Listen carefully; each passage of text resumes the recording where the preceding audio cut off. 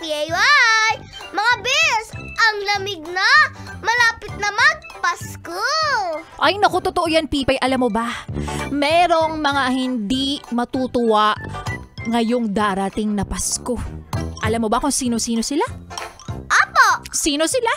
Si Shana, si Shaynan. Ang usapan natin, yung may wala lang jowa tapos nanlaglag ka na ng kaibigan. Ay, sorry ba? O nilalaglag mo na lang din sila. O ano ba yung mga pangalan na itong sinasabi mo mga hindi magiging masaya ang Pasko? Ito nga po, Oh. si Shana, si Shaynan, si Ate Patrice, si Princess Nicole. Si Penelope Kendra, hindi ba? Wala po akong crush. Ay, very good naman ang Pipay. Kasi nakikinig si Mother eh. Opo. O sino ba itong mga crush ng mga binabanggit mong kaibigan? Yung crush po ni Shana, si Tolitz. Yung crush po ni Shaynan, si Marcus. Yung crush po ni Ate Patrice, si Kuya Japs.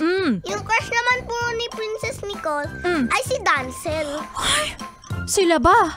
Crush sila ng crush nila?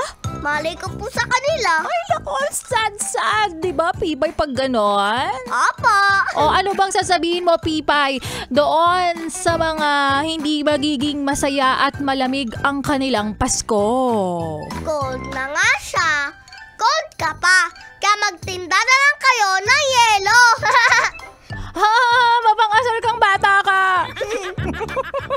Ituloy ba natin, Bes, ang kasiyahan? Kasama si Pipay. Kasama rin ang susunod nating kanta, Dive by Ed Sheeran. Dito pa rin sa iyong paboritong istasyon, nakabonding ang 101.1.